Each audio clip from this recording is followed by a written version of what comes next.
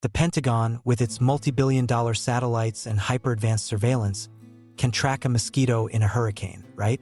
Yet, for months, satellite feeds beaming down from high above the Sahel kept showing the same infuriating glitch. We're talking about metal silhouettes moving with uncanny speed, 40 kilometers an hour to be precise. They never stopped for fuel, never emitted a thermal signature that would betray their presence.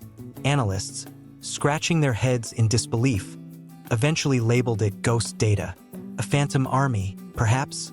Then, last week, the truth hit like a shockwave.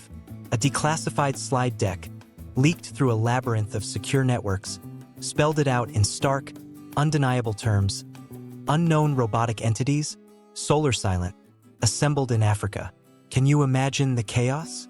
Frantic cables immediately started flying between Washington, Brussels, and Beijing. Tonight, we're going to pull back the curtain, reverse engineer what the generals and their trillion-dollar budgets completely missed. An entire robot army that literally eats sunshine for lunch and costs less than your average takeout dinner. This isn't just innovation, it's a revolution.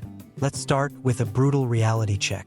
The problem, tragically, is simple. Poachers are killing one elephant every 15 minutes. Think about that for a second. Rangers, bless their courageous hearts, are constantly outspent, outgunned, and outmaneuvered by well-funded syndicates. It's an uphill battle, often a losing one. But what if the game changed? Enter reveal number 1, the Sentinel drones. These aren't your typical military-grade behemoths. No, these marvels were built by brilliant students at the South African Defense AI Research Unit, a facility launched in 2024 specifically to focus on military AI applications like autonomous drones and swarm technologies. Their design philosophy, frugality meets genius.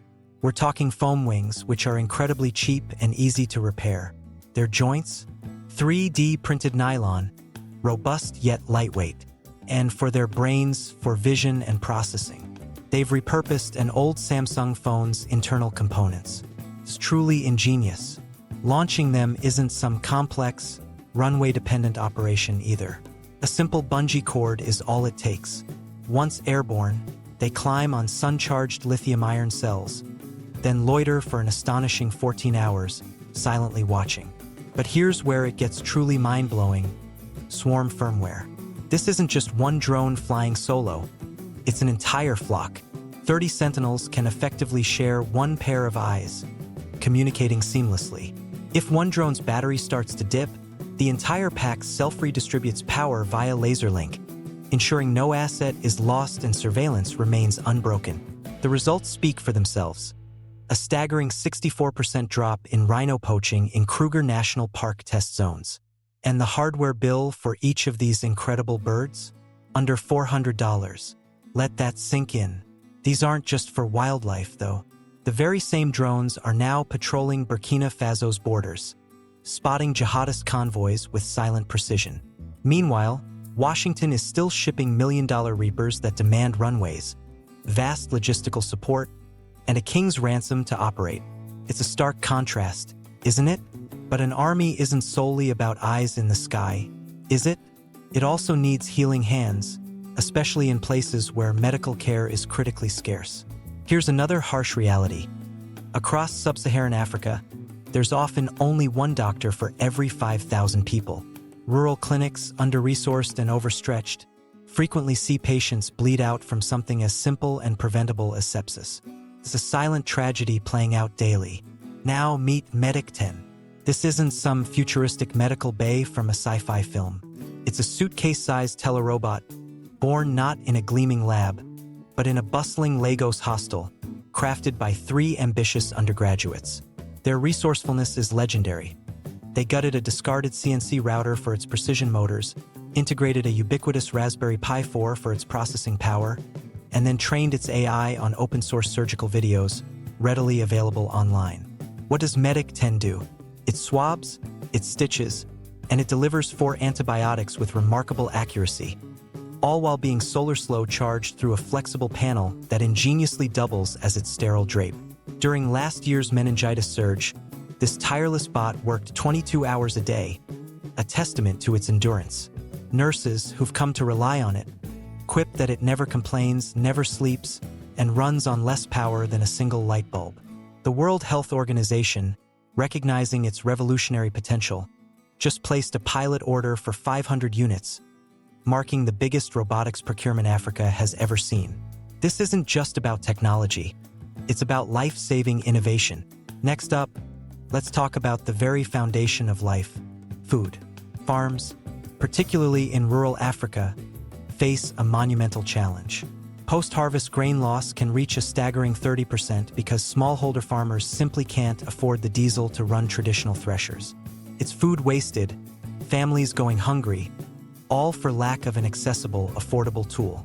Enter the Kilimo-Bot, another brilliant example of indigenous innovation. Kenyan inventors, with an eye for practical solutions, take discarded bicycle rims and weld them into a hopper. They bolt on a 12-volt motor salvaged from old scrap printers, and then let a cheap Arduino microcontroller precisely decide the torque needed. The power source? Sunlight, collected by a cracked telecom panel, charges a car battery. That battery, in turn, spins the motor, and the motor threshes maize at less than half the cost of using oxen. It's an elegant, sustainable solution. 3,000 units of the Kilimo-Bot are already serving cooperatives from Kisumu to Kigali, transforming livelihoods. One solar panel, one bot can feed 50 families. And here's the kicker. These visionary designers never filed patents. Instead, they uploaded all the CAD files, the blueprints, to WhatsApp groups, making them freely available. This open-source swarm now self-upgrades faster than any corporate R&D pipeline could ever hope to. It's a testament to collaborative innovation, a community-driven technological leap. So, how does this entire army, from airborne Sentinels to life-saving Medic 10s and food-securing Kilimo-Bots, manage to run on practically free power? It boils down to 4 ingenious pillars, a testament to African ingenuity. First, solar is obvious, but it's not just any solar. Africa enjoys an average of 325 sunny days a year. That's a lot of free energy, isn't it? What's more, the solar panels used here are often rated for extreme temperatures, typically up to 45 degrees Celsius, unlike European panels designed for cooler 25 degrees Celsius climates. This means every watt of sunlight in Africa punches harder, delivering more sustained power output. It's maximizing a natural advantage. Second, supercapacitors built from recycled aluminium and kitchen charcoal are a game changer. These aren't your typical lithium-ion batteries. They can store bursts of energy and release them quickly, perfect for powering intermittent tasks or providing a rapid boost. Crucially, they bypass the need for complex, often environmentally damaging, and geopolitically sensitive lithium supply chains. The sustainable power, built from what others discard. Third, there's people power, a truly innovative concept. Imagine kids on a playground seesaw generating 5 volts of electricity from their play. Yes, it's happening.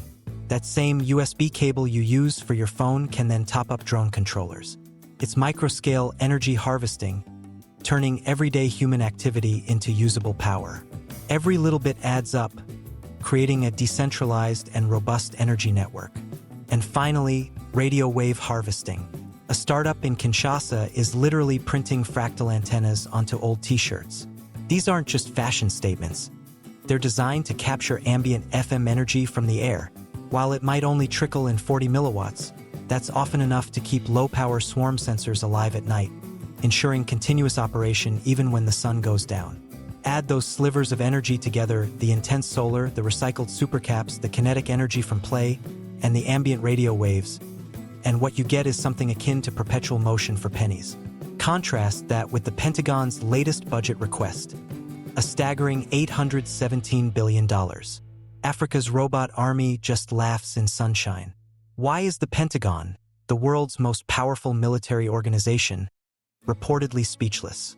Because their war planners operate on a fundamentally different paradigm.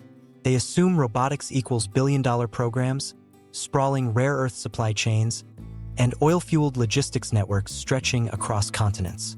They've never, in their wildest strategic simulations, modeled a theater where a 16-year-old with basic internet access can 3D print a drone frame during breakfast, code its swarm logic by lunch, and have it patrolling a national park by dinner. US intelligence has a new term for this phenomenon: asymmetric robotics. It's the same way the humble AK-47, cheap and reliable, effectively leveled the playing field against technologically superior infantry in countless conflicts. Now, these solar-powered bots are doing the same for air power. Think about it. If a Sentinel drone costs just $400, you can build 1 million of them for the price of a single F-35 fighter jet. 1 million drones versus one multi-million-dollar aircraft. The math is brutal. These African-made drones require no runways, generate no radar signature, and leave no heat trail for infrared detection. They are just silent wings, running on daylight. This isn't just a cost-saving measure. It's a strategic nightmare for conventional forces. This kind of math keeps generals awake at night. The leaked intelligence brief, the one that started all this commotion, ended with a single, chilling line: recommend immediate study of African frugal innovation model. Translation: we're scrambling to catch up, and we have no idea how. This rapid adoption of AI-powered military technologies from a continent traditionally seen as a recipient, not a creator of high-tech defense innovation, is truly a shock to the system. It highlights a growing African tech sovereignty that challenges traditional arms suppliers and global powers. If the story, this incredible narrative of ingenuity and resilience, flips your idea of Africa from a continent of aid recipients to a global tech superbattery, then smash that share button right now. Let's get this message out there. And while you're at it, comment below. Which bot blew your mind the most? The Sentinel, the Medic 10, or the Kilimo-Bot? Every view, every share, every single comment pushes these brilliant African inventors onto bigger screens, into more conversations, and maybe even into classrooms that still mistakenly teach that Africa only exports coffee and copper. Let's fix that outdated narrative, one click, one share, one enlightened mind at a time. An army, we're learning, no longer needs tanks, fighter jets, or trillion-dollar budgets. Sometimes it just needs rooftop solar panels, repurposed scrap motors, and, most importantly, minds that refuse to wait for permission, minds that see problems as opportunities for ingenious solutions. From the vast plains of Kruger National Park to the bustling streets of Lagos and the agricultural fields of Kisumu, Africa's new robot soldiers march on sunlight, stitch wounds, guard precious wildlife, feed entire nations, and they build a planet exactly 0 liters of diesel. The Pentagon can stay speechless, trying to classify memos and understand a paradigm shift they never anticipated. But here in Africa, the engineers, the students, the innovators, they're just open sourcing the future. And guess what? The sun keeps rising, free of charge, every single morning.